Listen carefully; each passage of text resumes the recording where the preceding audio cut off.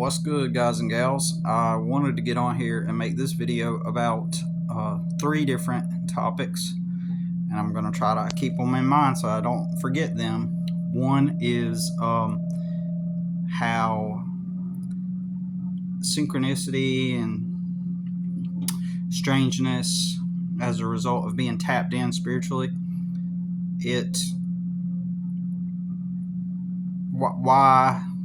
why it's no longer a big deal. That's one topic. The other topic is more on the cognitive, psychological end of the spectrum regarding layers of reality, different programming overlaid upon each other, different perceptions that are overlaid on top of each other that makes it confusing for you. And the third one is, I tried to keep it on the tip of my tongue. Oh yeah, the sunset. And I'll start with the sunset ones. So last year we were talking about how all of a sudden it got dark. You know, what felt like no transition. It felt like there was no transition from light to dark. You know, it's almost like overnight. It just one day it's nighttime at 6 o'clock, and then in little to no time, all of a sudden it started getting dark at 6 o'clock. Well, I've been kind of mentally, because of that conversation last year, I become more aware this year of watching the sunset.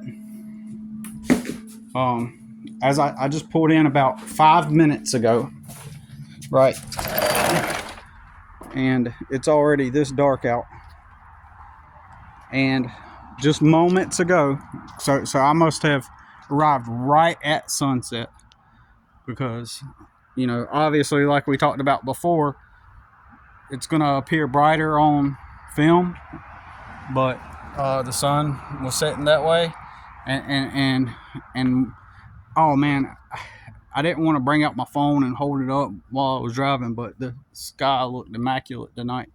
It was the perfect shade of pink in contrast with the blue sky, and it looked gorgeous. It looked pretty beautiful. But right now it is 6:48, going on 7 o'clock, and it's just now, like 5 minutes ago, 48, 7, 6, 5, 4, about. So at 6:40, it got dark, right? And I've been kind of paying attention to it. And it's weird how all of a sudden it started getting light again. Now, to be fair, I did notice a slight transition, a little bit this time. But it's almost as if it was just that, a slight transition from, it didn't seem like a graduous thing. It did not seem, I mean, even just now, I mean, I get it, right when the sun sets, it's definitely going to change the lighting outside, but like, even what I'm saying, even right now, like, I just walked inside, put groceries down, went and had a conversation with my son real quick for like 2 minutes, and then I started cooking. And when I walked in 5 minutes ago, like, you could look, it's dark. Look, it's dark within that short amount of time. But even then, it gradually happened. Like, all of a sudden, now it's light out. Right now it's more light outside. Right. So that's one topic I wanted to bring up. The next topic I want to bring up is is how the spiritual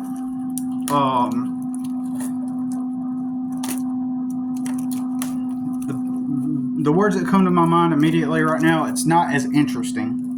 So when it's all in the realm of the vague and you're still trying to figure it out and sort through it, it feels like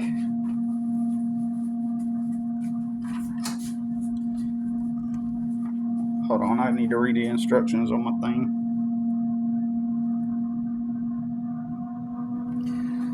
So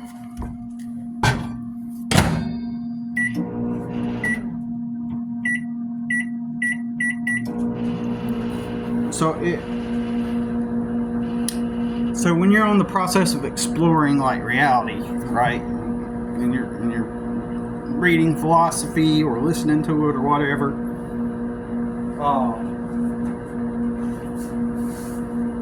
there's a certain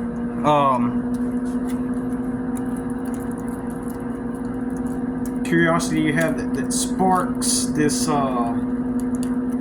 feeling of wonder, and it's like, oh, I'm tapping in, and I'm having these epiphanies and realizations and stuff. But when you see synchronicities, on the levels that we have, that we see them, and the strangeness that are objectively, obviously a result. Okay, maybe objectively is a stretch, but because it is a belief after all. But the evidence tends to point towards us causing the reality shifts, right? And in the past, I've highly considered that the more aware and woke you become, the dark reality attempts to interfere with you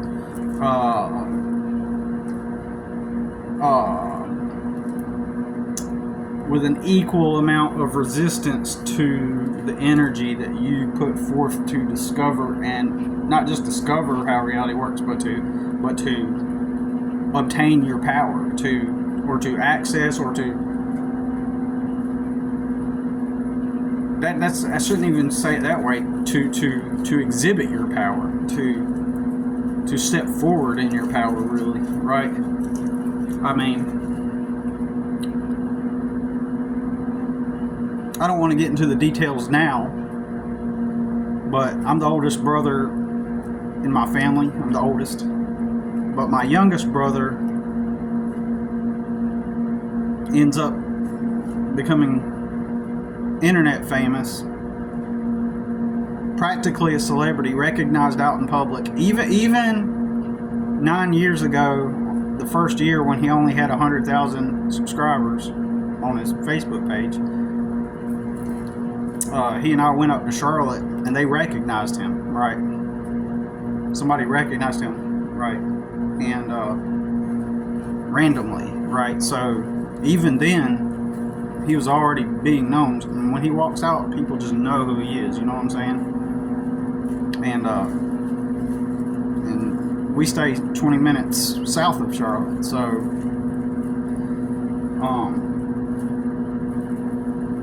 the probability is just impeccable. It's and as a lot of you know, I don't talk to my brother. I don't like him. In fact, I'm not going to get into it, but he is someone permanently cut out. There's no turning back on that. But so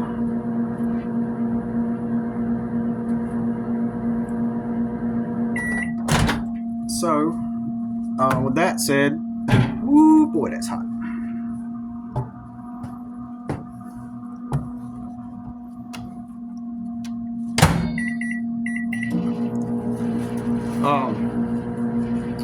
So I got a couple of little microwavable Chinese meals. But anyways, so I strongly am of the belief that because of the work I was doing internally and the manifestation and the stuff that I was doing, like the deep dive, to access my abilities and powers, practically, effectively something that everybody has. The dark reality noticed this. Oh, look at him. He's really becoming powerful. He's on the brink of having power. And so then the dark reality responds by making my grotesque brother famous, right? Like overnight. And now has 1.3 million followers. So now he's a power. He is a force that directly affects my life, right? Currently. Until I can cut loose from that familial tie completely, where I don't have any enmeshment, right? Where there's no more enmeshment into that toxic family dynamic, which is toxic, and it does exist currently. And especially last year, I extremely distanced myself way more than ever. You know, maybe not that more than ever, but I've strongly distanced myself away from my family members. I don't stay too much in touch with them. Lately, I have been a little bit more in touch with them, due to the death of my nephew and another thing that I'm doing. Everything's cordial and cool though, you know, at the moment. I'm just going to call it a spade a spade. There are highly toxic dynamics in my family. Now, if they would hear me on saying this, they would be like, well, that's you. You're the problem. We're all this, and we're family. And they put up a lot of them. Well, I'm not gonna speak for them, but like, I'm just gonna say it this way. Amongst some family members, there is some theater going on. There is some theater going on. You know what I'm saying? And I see it for what it is, but on the surface, it looks like it's all, oh, family, you know, but, anyways, getting off that. But my point is, in opposition to me beginning to put my powers out there, Dark Reality had to respond and create a force to effectively stop me, and it did without going into the details. And I may have gone over a little bit of that on here. I haven't done everything. Let's put it that way. Okay, I really haven't. 2, 3, 4, 5, 6, 7, 8, 9, 10. 1, 2, 3, 4, 5, 6, 7, 8, 9, 10. Okay. So, anyways, hold on a minute.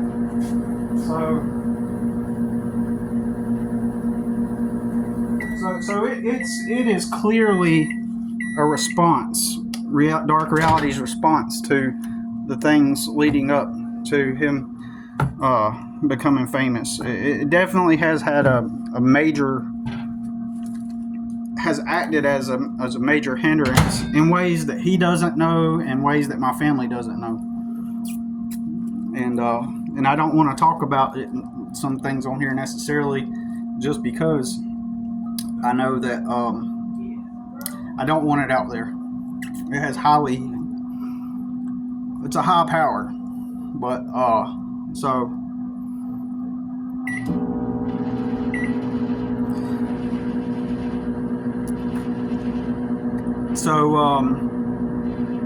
but what happens, and I mentioned synchronicity.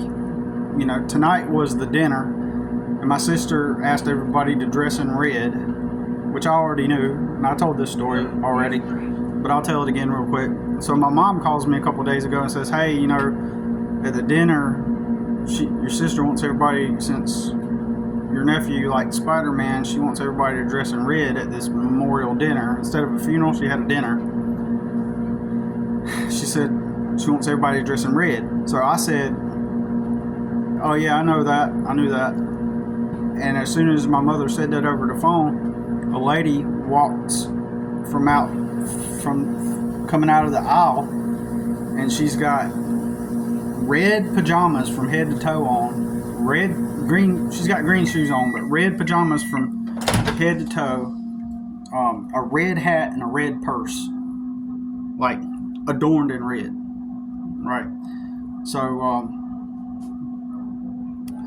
my battery's on 15%. So And that was like a synchronicity. So these little things happen all the time. Even so, things that seemingly don't mean anything, like even micro things happen. So what happens?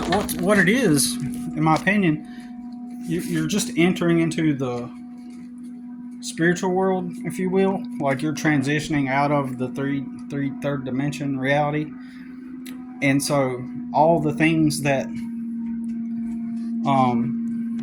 are all the things that once seemed like in the realm of the magical and all that, they're now,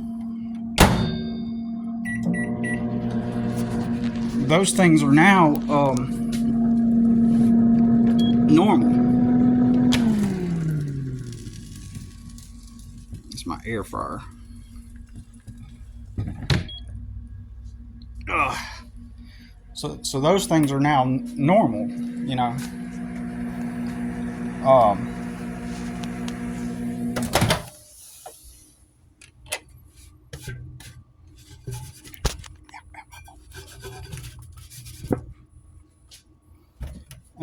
And because they're normal, they lose their luster. So let's just go talk about it at the extreme end here. Imagine that you lived in a world where you were able to do like this. Boop, and manifest something out of thin air onto your fingers, right? Like in your hands. Like manifest out of thin air. Or you're able to just float and levitate and float where you want, right? Or let's say that you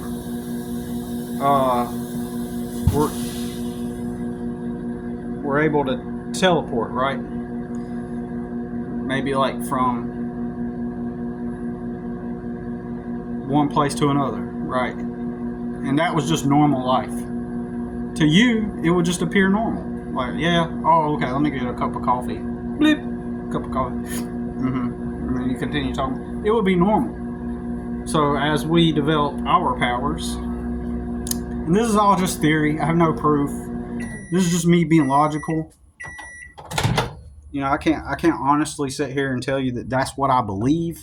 I'm just saying that it's, given the nature of how I perceive what reality is, it seems like this reality, just from logical, this is not me in my heart believing that this is true, right? It's not some kind of deeper thing where like, oh, it's my belief, right? It's just logic. It's just logic, because I'm assuming this is a fake world, fake reality,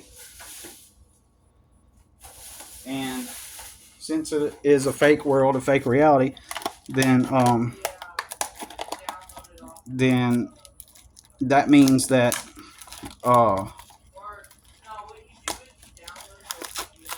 Matt from Quantum of a Conscience, I listened to his videos today. It was great about quantum immortality, right? And if to add to that, my own thing to that, quantum immortality, if we just simply transfer from one reality to the next, then eventually there's infinite realities, right? And so eventually you do arrive at a reality where you do have powers, right? And this is logic. It just makes most sense. So unlike people that get on here and be like, you can manifest your dream life, let me tell you how to manifest, or you know, or you can do this, and you know, you can access these powers, or you can do magic and do this, you know, like they're coming from a place of like, oh, this is what I believe and this is who I am and what I believe. I'm coming from a place of, this is what I think is probably the most logical and rational explanation of reality, right? That simply, we may not understand it, what it is, but we know that it's not real. We know that it is fake, and something within our consciousness manifests this what appears to be material reality, but it's not. So, okay, so the third topic. So now, while the physical is the spiritual, and the spiritual is the physical. I understand that logic. When I talk, I'm gonna talk. I'm just gonna talk, assuming that all the spiritual stuff is just stupid woo-woo stuff. Like, it's just doesn't make sense. You know, it's kind of lame to believe that. I'm not saying that it is. I'm just saying, like, you get what I'm saying, right? It's like we're just gonna put all that spiritual stuff aside for now. The stuff that typically gets categorized in the realm of spiritual and philosophical, and we're just gonna focus on the psychological and the, mental and stuff, right?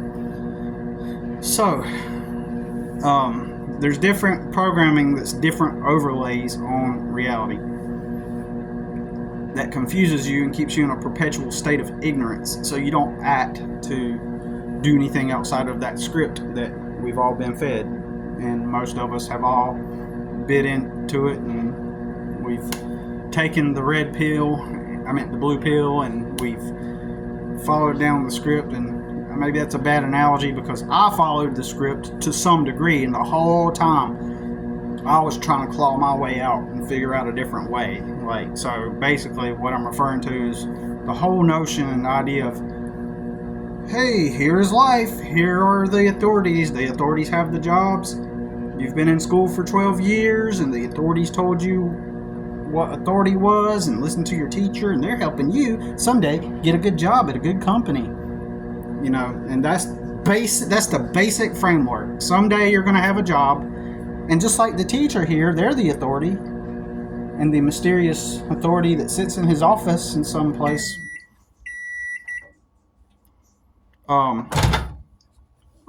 In the same way, when you get older, there's more authorities, and just like we give you tasks, they're going to give you tasks. And so, and now you are a student, and when you graduate, you're going to apply to go get a job. You see, that's the formula for happiness. You get your job, you get your house, you get your car payment, you have your kids, you have your wife, you have your husband, and now you're happy. So, and they tell you that that's the formula for happiness, and it's a lie. And as I've stated before, for people who haven't listened to me before, I'm not against family and pro-family. I'm beyond pro-family, right?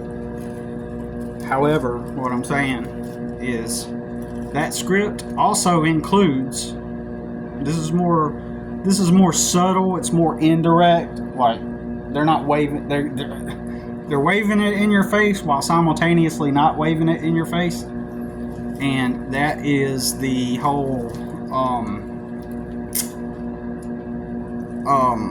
romance script that began in the 1700s, right? Romance began in the Victorian era, I think. Yeah. Chivalry was made up, literally made up. The whole idea of the man professing his love toward the woman, and the whole idea of romance, all that was literally historically made up. And even if this is a fake reality, it is a program. 1, 2, 3, 4, 5, 6, 7, 8, 9, 10. 1, 2, 3, 4, 5, 6, 7, 8, 9, 10. So it's all a lie. You know what I'm saying? So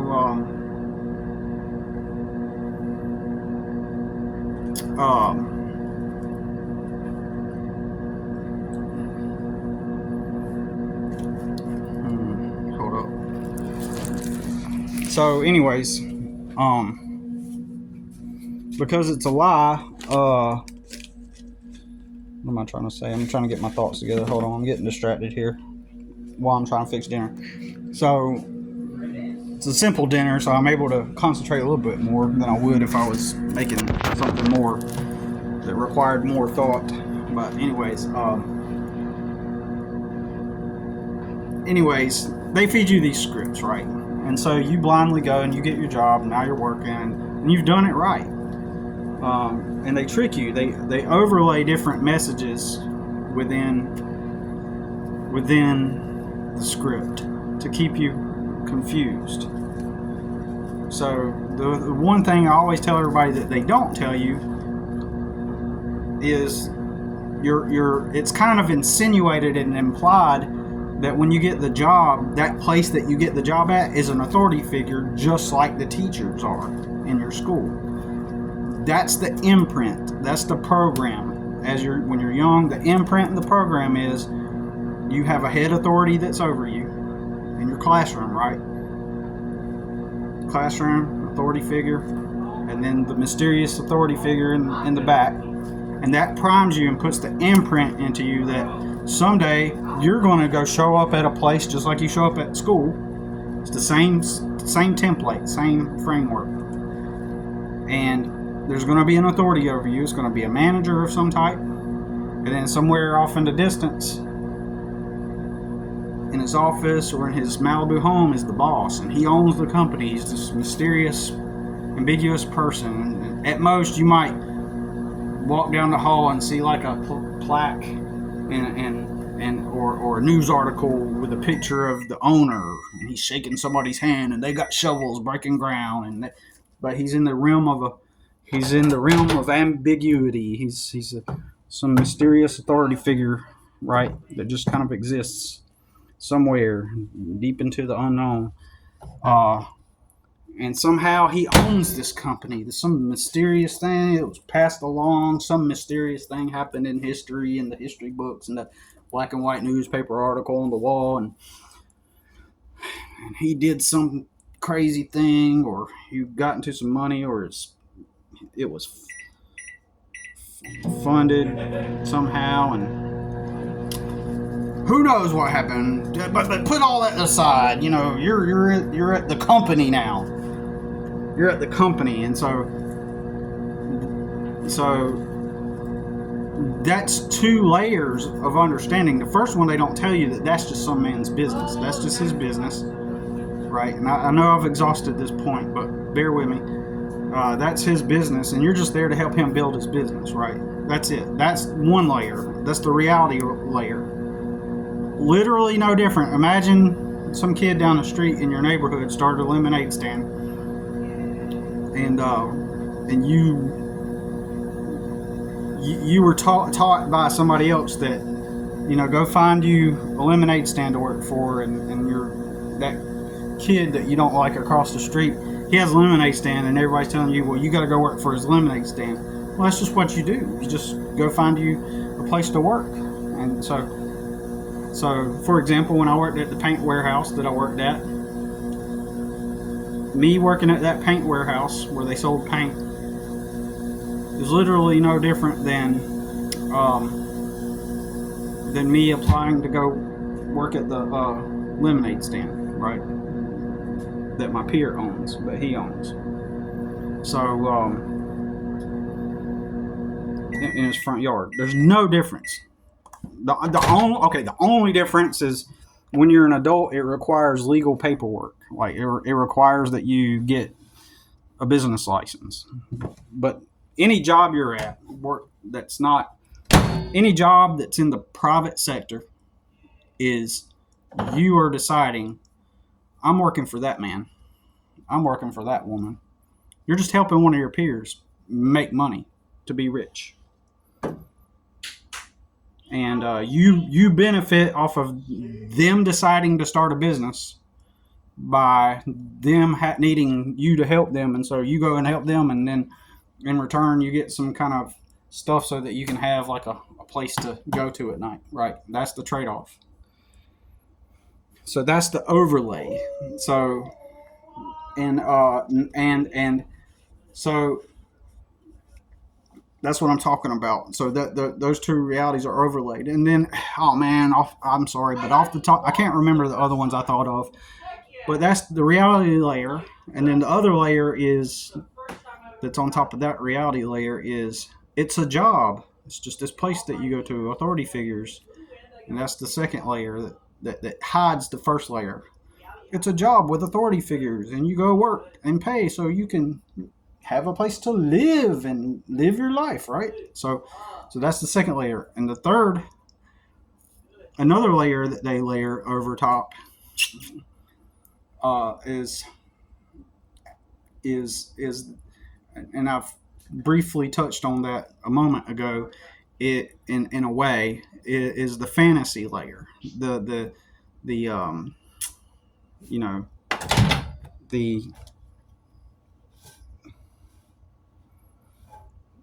the fantasy layer where they are these mystical people, like the owner is a mystical person or someone that's in the realm of ambiguity. It's kind of like a magical quality, or I tell people an otherworldly quality to some extent, because, or a fictional, fantastical quality, right? It's some kind of ambiguous quality that keeps them in the realm of the mysterious, and that messes with your brain.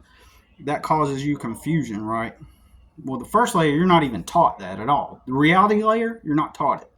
The other layer, you're taught that directly in school, that hey, some authority figure exists, and then you go work for them and they pay you money, and you have, oh man, then you have this awesome life. And then by going to work there, just like we put you to work at school, they put you to work there. Second layer. Third layer is this magical quality that they attribute to the boss. See, the boss, the word boss assumes there's no name to it. It's ambiguous. All you know is that it's the person in charge that's over everything, or the owner, the boss, the owner. It's the person that's over everything, right? In that ambiguous term. And you may personally know the boss, right? You may not, depending on where you're working. Either way, that title carries a hypnotic suggestion. It's persuasion with the appeal to authority. It's the authority. It's the boss, and there's certain behaviors associated with being around a boss. The obedience, submissiveness, someone that dictates reality, that tells you how everything goes in reality. Whoever is under the boss, they're subservient, they're subordinates to whatever the boss says. And so the way this is reinforced, this magical quality, is through TV and movies. So they have no background, they have no, limited backgrounds, as a moment ago I described. And they also have, um, they also have, because they're depicted in movies and stories as these, prime example, Fred Flintstone. He's a normal man, right? Fred Flintstone. He has the family. He has a job somewhere, and the authority figure is the boss. Like, oh, Fred, oh! And he's the boss. Doesn't It may have at one point, but in general, it doesn't show where he lives. It shows him in the office, and he's the boss, and he's the one. It's his rock quarry, and through. It's not even important to think about how did he get that rock quarry. How come he owns it? Who gave it to him? How did he access it? Did he buy it from somebody? Did he buy the land? Did he start digging the rocks? Is he the owner? There's none of the extra information that would fill in the ambiguous gaps. It's just the hypnotic suggestion that he's just the authority figure, and Fred has a job, and he reports to his authority figure and does what he's told so he can go back home to Pebbles and Wilma and be the good hubby, right? So, and so bosses, as depicted in movies and any type of entertainment, carry this mystic sort of, for lack of a better term, mystical quality, magical quality, or an ambiguous quality that, and that reinforces in the mainstream consciousness that bosses are they're just authorities that exist. And so when you go work your job, there's a boss that appears there, and um, and so I'll have to talk about it in another video because I'm on 5%. But it's always about, there's always this quality. I mean, there's always these different overlays onto the reality, onto our reality, and that cause confusion. And I can't, man, I wish I could remember specifically the ones I was thinking. They're overlays. They're all the same, but they all are contradictory, sort of, in a way. And I'll have to go into that in another video. But they are all for confusion. They're all confusing, and that's deliberate. That they're all confusing. That keeps you in a perpetual state of not thinking. Uh, even at times, fight or flight, depending on the. As long as it's confusing, though, as long as different meanings. So there are different overlays that have different meanings, right? About the same thing. For example, one frame is that Joe owns a warehouse. You go help Joe run his warehouse and he pays you some money. That's one way to frame it, and that's the reality frame. Then there's the not true frame, but it's also true. There's a job opening at this company, and you can be an employee and get a job at this company. They're both the same thing, but they denote many different things, but they're the exact same thing. And that's a little confusing to people. But most people don't even understand the first frame, the reality frame. But they only know the second tier. And then there's the third one, the mystical, fantastical one that's overlaid on top of that. You know, a place that you go to work and they pay you money so that you can live your life. That's another interwoven. It's a layer, but it's also interwoven. It's hard to explain. I'm trying to, but there was these other things that I was thinking about on my drive home tonight, and that's why I actually wanted to make this video of how we perceive things. It's all one thing, but there are multiple frames in which those phenomenon are referenced, that are designed to keep people in a state of it's like so many different interpretations of it. It keeps people in a perpetual state of of confusion, of ignorance, and mental cloudiness whenever they even try to think about it. Keeps people in a state of mental, not even cognitive dissonance as much as well, that's one too, but because cognitive, when I think of cognitive dissonance, I think of like an uncomfortable feeling.